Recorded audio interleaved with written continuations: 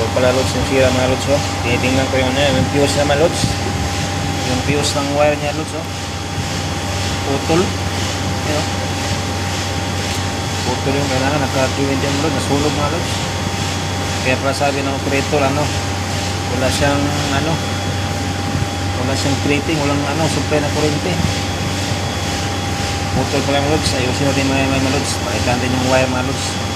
Buti nakikita agad natin yung yung difference mga lods. Pakita ko sa inyo mga lods yung nyo lods, yung loob nito mga lods. Buksan natin yung ibabaw. Para makita ng mga natin, mga viewers. Ito yung Corona lods. Kailangan to sa mga plastic na kailangan pinturahan kasi pag